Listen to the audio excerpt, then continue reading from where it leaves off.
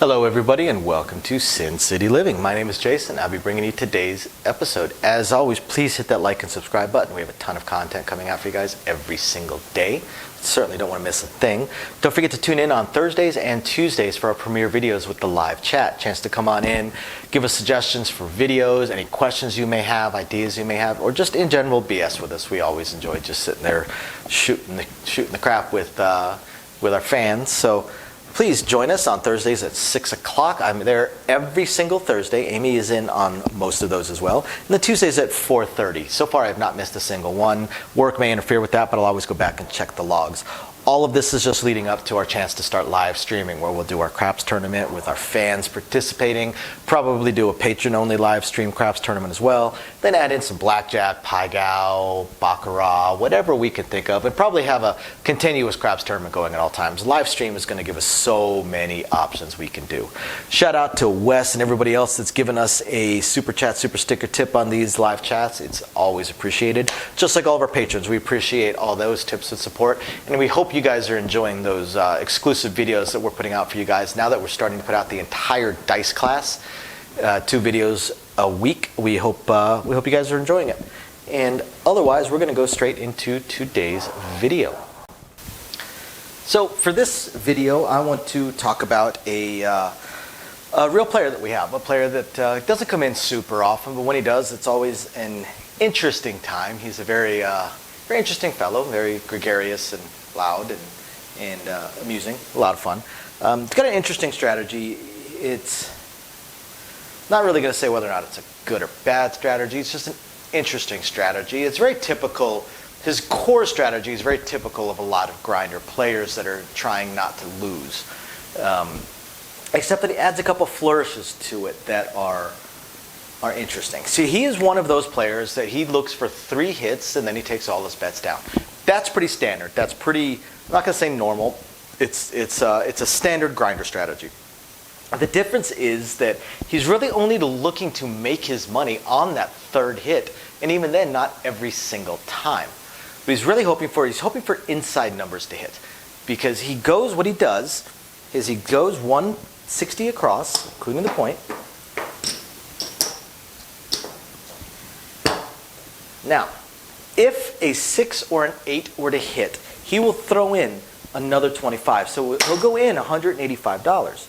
So if the 6 or 8 hits, he'll throw in 25 because he'll press the 6 and 8. Anything else hits, he presses the 5 or 9.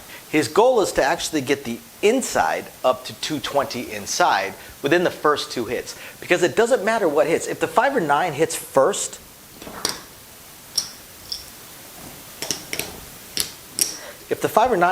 he actually does the same thing. He throws the green in and has us take his 6 and 8 up. If a 4 or a 10 hits, he throws in the dollar and he always presses his 5 and 9. Always brings his 5 and 9 up. Now, if a 4 or a 10 were to hit a second time and he hadn't done the 6 and 8 yet, he would bring those up.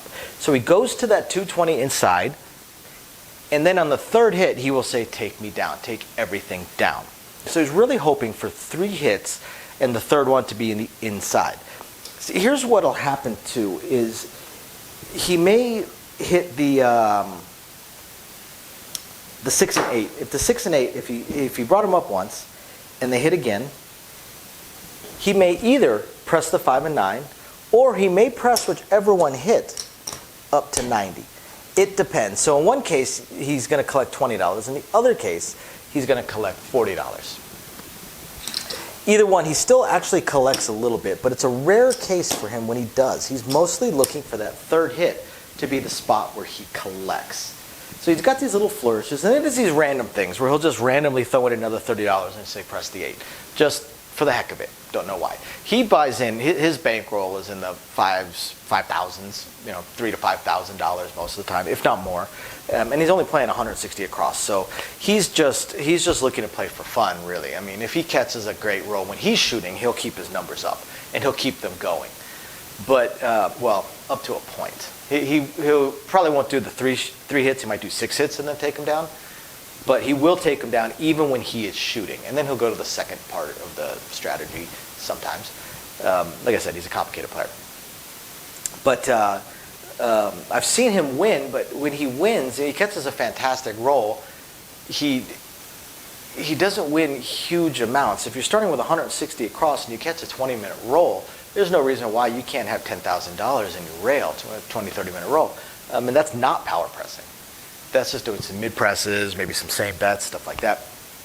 And in his case, you're looking more like 500 that he added to his rails, so it's very difficult for him to get ahead. But he will also play for, and I'm not exaggerating here, 20 hours straight. So it's definitely a grinder strategy when you're doing that come down thing.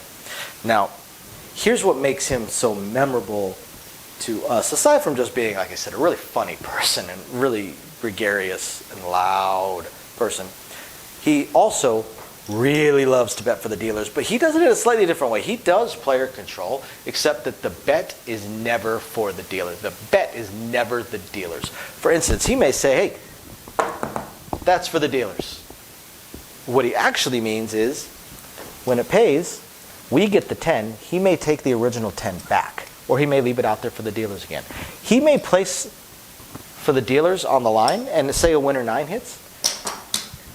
The dealers will get that 14. He will take his $10 back. And he will bet for the dealers, but only the payout belongs to the dealers. Otherwise, it's player control.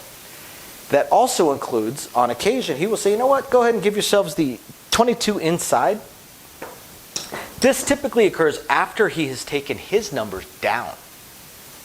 Now, once he takes his numbers down, about 50% of the time, he just sits there and watches for the next few rolls before he ends up coming up with a 64 across.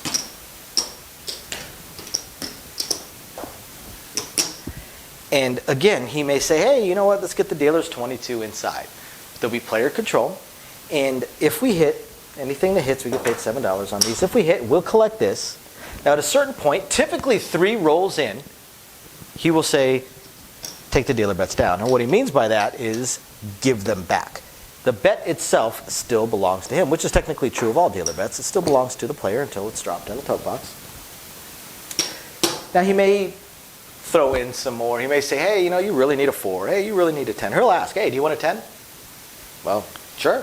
And then he'll throw us $5. Say, okay, you got a 10. You got the inside plus a 10.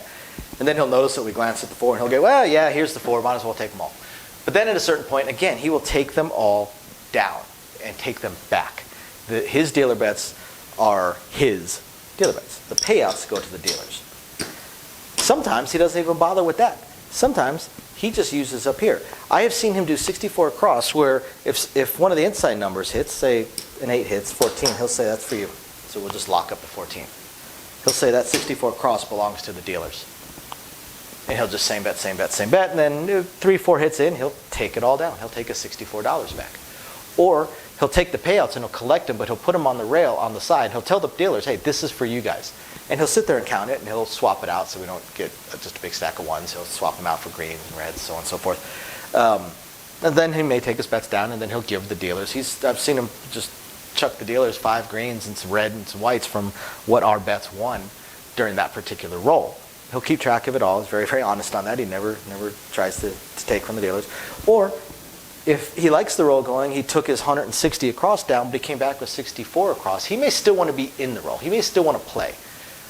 But he doesn't press these.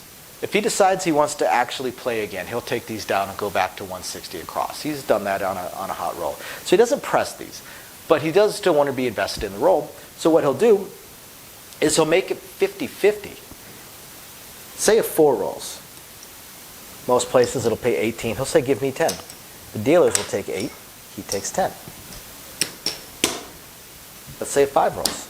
Now he may do one of 2 things. He may say, give me 7. Or he may say, dealers keep the ones. Either way, he will pretty much always take care of the dealers. In 1 hour, he gave the dealers probably close to $600-700 that they dropped into their tip box from their bets. Well, he actually lost $2K and had to buy back in. Well, he did not buy back in. He had his entire buy-in in $1,000 chips. So he just had to, I guess, check change to get back in. But But it's an interesting strategy, very memorable for the dealers, because again, we are in the game. We are probably in the game more often than him because of how much he comes down. Because again, he'll do field bets, he'll do place bets. He gets other people on that side of the table betting for the dealers because they see him betting for the dealers constantly, so they start betting for the dealers. And every time he sees a player bet for the dealers, he adds to it. If a player does this and then goes, hey, that's for the dealers, he may even have the dice in his hand. He'll put the dice down and go, that's for the dealers? Yeah, he'll go, well, I'm making it bigger. And he'll add to it. Every single time. If somebody bets for the dealers, he's going to make it bigger. If somebody is on the line with odds and they say, that's for the dealers, again, he's going to look at it and go, I'm in. And he's going to add to it. Every single time. Now, when it's somebody else's bet and he adds to it, then that is one that gets paid and we get all of it. He doesn't try and take back a portion of it. But when it's just his bet, he does that. It's a lot of fun. And again, it takes care of the dealers and keeps us invested in the game as well. It's just amusing. It's amusing. It's interesting. I sometimes think that the dealers might even have a better strategy than his, the way he plays it. He may leave the dealers up even longer than he would leave himself up.